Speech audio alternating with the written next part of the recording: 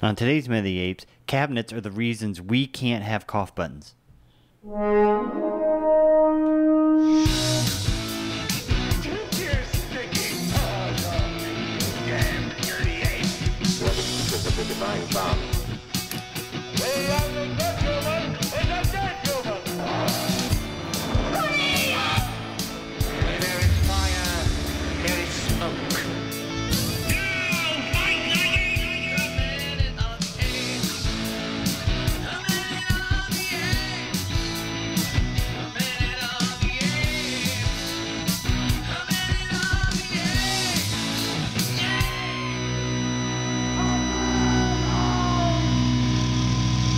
Hello and welcome to MotA-Apes, the daily podcast where we break down every minute of the Planet of the Apes movies, 1 minute at a time. I'm Todd. Across from me is Richard, and sharing my pain of being a husband that is Household always expenses, okay with, hey, honey, can I spend some money and do something? And then it becomes, hey, honey, now we can't afford anything. I'm Todd. Yeah. That is me. I am the one being the good husband this week. I won't go further. Just this week? I'm not going to go further in case this is the 1 week that Shelley decides to listen I was to going to this podcast. say they were just on, Yeah. and I promise you, they're probably listening in right now. Maybe. Well, and so you by this time we're entering what is this week 6 of what we're doing here? Yes, that'd be week 6. Week 6. So we just recorded the last of those special In between episodes. The leading up to this. Right. We movie. just recorded that with our families, and really it took a lot because I wanted to get my daughter on here too, but with her schedule of just going never off to worked college, out. it never could happen. But we did just do it. So of course I picked this one time when their interest might be piqued ever so slightly. They'd go, I could just yell at JJ and find out if she's ever going to listen. Hey, No, JJ, are you ever going to listen to the podcast? Especially since you recorded an episode? sure. That was very sarcastic. Well, I sure. invited Chris over this morning. I said, well, I'm going to go podcast. What time do you want to come over? I know you got the bug after being on last week. He's like, oh, ha, ha, ha, ha, ha. No. Shelley actually rolled over this morning and said, have fun. Bye. Anyway, so here we are. We are at minute 26. Yes. Let's go. Sean, tell us what's going get on. him All marked. right. We're going to start minute 26 with the general and his niece still coming down their stairs and ends with one of those female humans about to be branded. All right, here it comes. Minute 26. Tim Burton and Marky Mark's Planet of the Apes. It's disgusting the way we treat humans. It means us as much as them.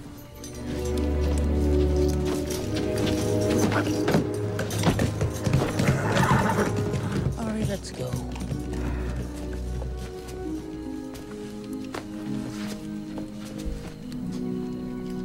Get 'em marked! I got orders to fill!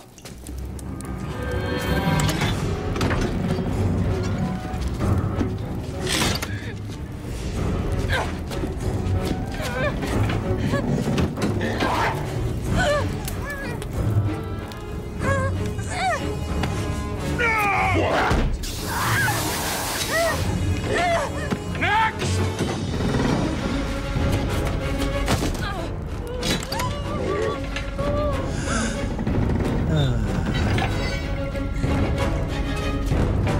As minute 26, we have an Oberon's worth of apes and humans, 2 displaced pods worth of humans and apes, or well, humans in an ape city. All right, let's go visually here. We see a wide shot inside the ape city of, I guess it's Thade's goon escorting his niece down, who has the young human behind him. We see Ari and her buddy looking on as they go on about how it demeans all of them to be treating humans like this. Now we see Thade coming out, jumping up onto his horse in a very monkey-like fashion. I like that. Them riding away, a little bit more of Ari.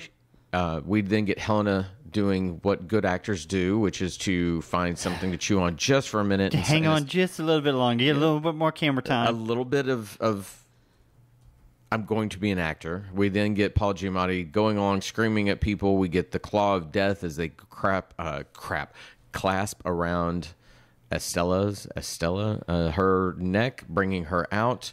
We see a glowing iron that's going to then brand her She's tossed into a cage. Another human is pulled out to repeat the process again. And right at the last second, we see something in the background flitting through.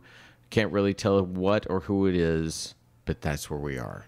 Yeah, So you were talking about Helena Bonham Carter trying to nurse the camera a little bit more. I did that. There was a movie that JJ and I were extras in back in the late 90s called A Cool Dry Place.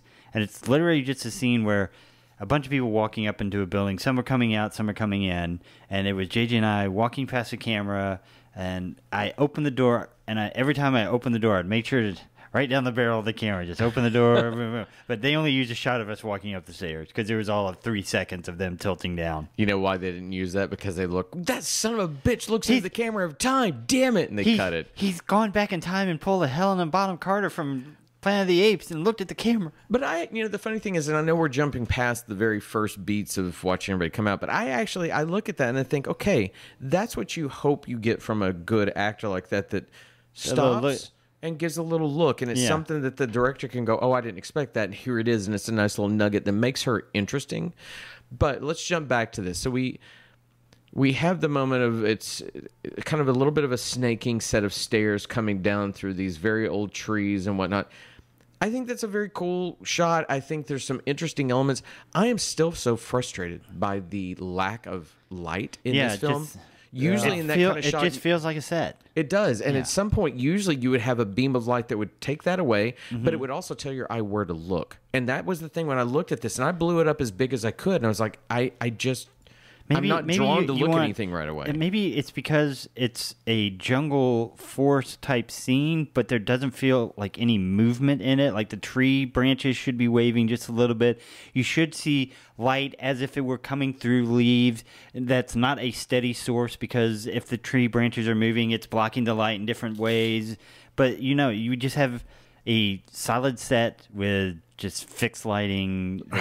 Are they trying to hide the set? Do you think that's maybe why it's so darkly lit? And I know I've brought this up before, but this is, if I butcher his name, forgive me, but Philippe Rousselet, who did Big Fish for Tim Burton, which is a gorgeous freaking movie. He also did A River Runs Through It, which is just these shots, these like gorgeous, beautiful shots of people on rivers with light coming through. So this man completely understands, but it's not applied here. We've got his niece with the bright blue dress on. We've got Thade or his goons with these giant red helmets on, and they're just don't stand out when I think they really should just be very vibrant in these moments. We should see how rich this city is, and we're just getting kind of muted colors throughout the entire shot. I think, and I thought of this last night because right before I sat down, I told Sean, going back to the whole thing of Shelly in the pantry, I spent like a whole night trying to hang a light, so my brain was like, I can't think. So I go to YouTube, and there's this clip about the evolution of the Batsuit in films, and I hadn't seen it. I was like, oh, I want to see this. And it had a shot from the Batman, and I still think it's probably one of the best shots in the whole film, and I think that film shot beautifully. It's right after Falcone has been shot, and it's the bring him into the light type thing, but it's when Batman looks up, and the street lights overhead washing him, and the rest of it is murky behind it. That's exactly what we need, is that one little pool of light, that one thing that says, this is where my eye is, and tell a story with it. I find this incredibly flat and dull. Maybe that's what they're trying to say, is that there's nothing. A dull moment of them leaving, like nothing exciting about the fact that they've just taken this human child to go off. They're just, we're leaving, we're separating. I would even go for a real stylized close-up on Helen Bonham Carter, and you get that swash of light right across just her eyes or something like that. But yeah. Because, okay, so you've got the orange light of these, the torches off to the left-hand side of the frame glowing. I get it. That's going to put that off, but make it a blue, because we associate moonlight with blue light. So why not make a little blue light type thing? And I think that's a great idea. And he's already shown he did that in his version of Batman, when Batman looks up and unmotivated lights across the face. Yeah. Well, let's also talk about the fact that Lita and Ari have been skulking around for the last 4 hours. Is it Lita? Is that her name? Yeah, that's her name. Her friend. There's just something unusual about the fact that she's still peering around a corner. I mean, the first time we see her, she's peering around a corner and she sees the humans in the cage, the cart, and then she actually moves away from the cart and kind of interacts with that kid and that kind of stuff. And now they're back behind a corner again. Like, we have no sense of them actually coming into the scene. It just feels like they've been waiting outside this potentially human trafficking prison for, I don't know, all day long. Like, they're just suddenly there. And I don't know why they're just suddenly there. It's like if this is supposed to be kind of an obsession of hers, I would have really appreciated her saying to Lita, "Hey, just give me one more second. I want to see where this is going," or I don't know, something like. Yeah. Otherwise, she's just been hanging around a corner the entire time. She's one of the few. Okay, this is unfair. I do think that Tim Roth is doing great, chewing his scenery that he's had so far. I think Michael Clark Duncan has been great as far as what he's given. All these people are doing fine. They're just not given the right things for a character. I don't really understand Ari's motivation at this point, other than that she's knows that it's human lover. Yeah, she's a human lover, and why are they treating him this way? I haven't seen enough, especially visual, that's sort of compounded upon that. To the point about the shot being too dark as they descend the stairs, when she says it's discussing the way we treat humans, it demeans them as well as us. It demeans us as well as them. What is she looking at? I thought the same thing. Do we get a shot of the child in a being led on a with collar? the chain? No, that's barely seen. But that would be a reason for her to actually give that answer, unless we saw them outside the facility as they go into the facility, and she's pursuing something there. Like, and it would maybe earlier in the chase scene when we saw the humans, if we saw things like humans missing eyes or running, somebody doesn't have a hand, or scarred faces, so that we can see that they're not just well coiffed with nice beards and hairs, and they're well made, nice dye jobs, and their outfits that are well tailored to look distressed. You should see wounds on them so that we know that maybe some humans get captured and released or escape while they're still out there, and maybe it's like a kid, like they're talking about, when they get the teenagers, we let them go, but before that time they chop off a hand and then they just let them go in the wild, like some people do with dogs. They just I'm done with this dog. I'm just going to let it go. I find myself, and I had this note for later in this week, but I'm going to go to it now, that I find myself, again, missing the original film so much, and its handling of humanity, because humanity was, there was no question what Taylor was seeing, and I think half of the brilliance of that film is that Taylor can't comment on it. Mm-hmm. Because at that point when he was shot in the throat, at that point when he can't speak, we're left to internalize his thoughts for him. And I think that now I look in hindsight, that's pretty fucking brilliant that they put that upon us, because we then bring in our own ideas to it. This one is trying so hard to shove it to me that the humans are treated this way, and yet I don't even have a visual cue of it. And if you look at this, whenever she's hobbling down the stairs with the human child, there's a moment when she crosses right in front of it. That's a beautiful edit point to cut in right there on the human child's being yanked along. And then you're right. If we had just seen that, then if she said that demeans us, totally understand where this is coming from. She's just not, we're not seeing correctly what we need to see. Yeah. All right, so if we move on, so we get Helena chewing that moment real quick. Right. It was fun to watch her, even if it didn't really make any sense why she was there, or what the point of her. She's a great actress. She was great. I was like, oh, that's. I'm as interested. long as we're talking about it, while the makeup is really good, it's just so weird that they look so feminine. I mean, very, very human-like feminine. I mean, the one in the back almost looks like Michael Jackson with longer hair, but. I'm taken by her. I mean, both these women have very striking eyes. And what Gertie's in here? What is she scratching on the bag? Yeah. No, I don't know what that is. She's at her bed. Scratching on her bed. Oh, her bed. Okay. I just can't see. But Helena Bonham Carter's eyes are very striking, very pretty, and this woman in the back has a very pleasing face. That weirdly, to your point, Sean, it's like you look and go, "Well, why does she have a monkey snout?" It is a very odd approach. Is that a Kardashian? Oh no, it's yeah. It's a character with a mask on and a monkey. Okay, and with that's the end of our episode. Nothing will be funnier after that. But this is also the scene where we actually get Helen Bonham Carter's name, Ari. This is the first time she's called Ari. Okay. Yeah. Okay. And this is Lita as her friend. Yeah. So then we do jump to Tim Roth jumping on his horse in the monkiest of monkey fashions, and then poor Michael Clark Duncan has a little bit of trouble getting up on his compare. If you compare the two of them getting on the horses, and you can see he gets on a little step stool and then hops up on it. Meanwhile, Tim Roth just leaps over the back. Well, he is a gorilla, so the gorillas lumber a bit. Maybe that's it. then we cut over to, we go to this scene of taking the humans out of the cages. Let's go get a Mark. I've got orders to fill. Yeah. Right? Yeah. Paul Giamatti is one of those actors, too, that I think, given the right role, I don't think there's anything he can do wrong. But the thing that immediately I look at in this one, this is where I noticed the makeup. If you, especially from a profile situation at the first of this, you can almost make the argument that he looks like he doesn't really have much makeup on at all. Yeah, like it's almost just like painted kind of. It's more him than makeup. Mm-hmm. Yeah, there is a snout, but again, a little bit of a brow. These monkey snouts, I need a little more. I think it's the way that it's lit. Maybe I think building on the fact that it was so poorly lit in the beginning scene, this is kind of what's happening here. I don't think he's lit well to make this kind of makeup look well. We will see other orangutans later in the movie that are significantly more orangutan-like. Agreed. Yeah. So go ahead. The only thing I was going to say was we go in here to get Estella and get her clamped around the neck.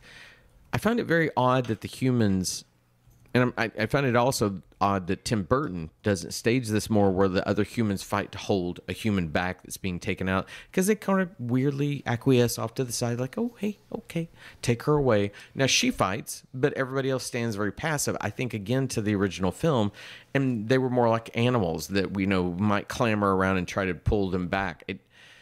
It's a weirdly flat scene for what they're doing to somebody, which is to take somebody away and brand them.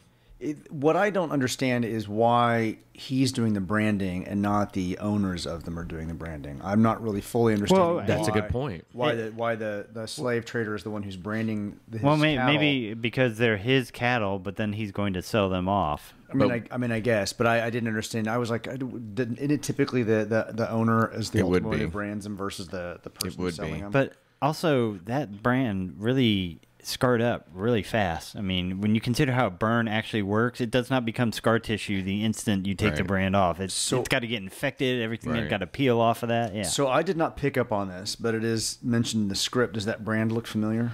Well, it's a trident, but I'm not sure. Is it a trident? I don't know. That's what I don't know. Huh. You think it's a trident? That's what it looks like to me. Really? What if it's suddenly lost power and will fall towards the planet? It's supposed to be a spaceship?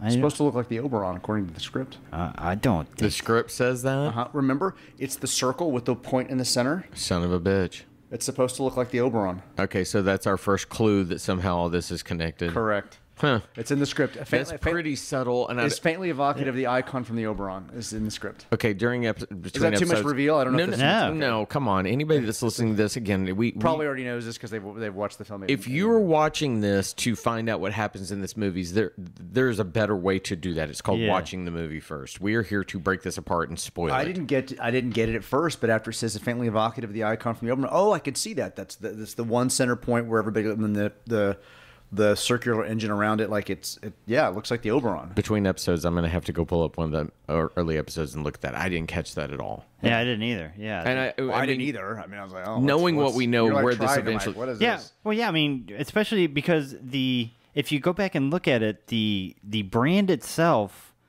looks like the 3 points stop at the same distance.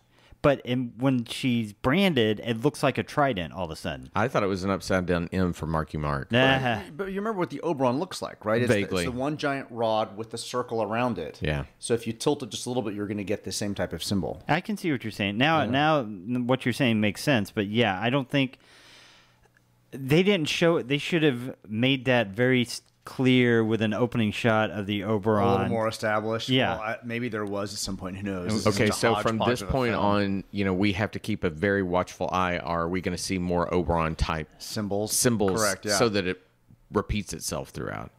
One of the things that strikes me with this brand, and talking not about scars, but about how does actual metal work when it is brought to a point of being red hot. Mm-hmm. It drives me a bit nuts if you watch this. I'm pretty sure that does not go from orange to just a weird red. When you do that, it in fact, that orangeness, somebody comes along and maybe they do metallurgy or whatever that's called, can correct me. But I think that it's much more of a orange and then it kind of dissipates down. It's just really hot. I don't think it sustains itself. I understand why they need it. But if you watch this whole clip, that thing, like, In fact, if you go into the moments later with Marky Mark, it weirdly stays red forever. So just keep an eye on that. That drove me nuts. All right. So we've got this. We brand her back. And by the way, if you're hearing anything, that's Gertie descending drinking water, having a little sip this morning. Her, that is true, Sean. I didn't even think about that. That does have almost a scar-like quality. Yeah, to it's it. like instantly scarred instead of being. It should be like white and red, burnt, melt skin pulling off this brand that's burnt. Yeah, it's not supposed. It's not supposed to be good. I mean, you're branding it. I mean, cattle, I guess, because they have thicker skin and stuff like that. I'm sure it doesn't feel good to them, but you're also burning fur. You're burning hair on that as well. But yeah, this should be much more traumatic. I mean, she should be writhing in pain because she had been branded. Right. I think that pretty much brings us to the end, except for the very fact that in those last few frames, we see someone dart in behind them. We don't know who that is. So it's Yoda. Is it? It's Yoda. Is Yoda going to fight Count Dooku here? Are they going to fight with brands? Because I am into this movie now. That's right. Yoda just starts moving real quickly. Oh, what was that? It's Yoda. Well, okay, so there it is. That's our tease for tomorrow. We'll be back with some Yoda. I like that. Does anybody have anything else? That's it for me. All right. For Richard and Sean, I'm Todd. Everyone have a great day. Bye. Bye, everybody.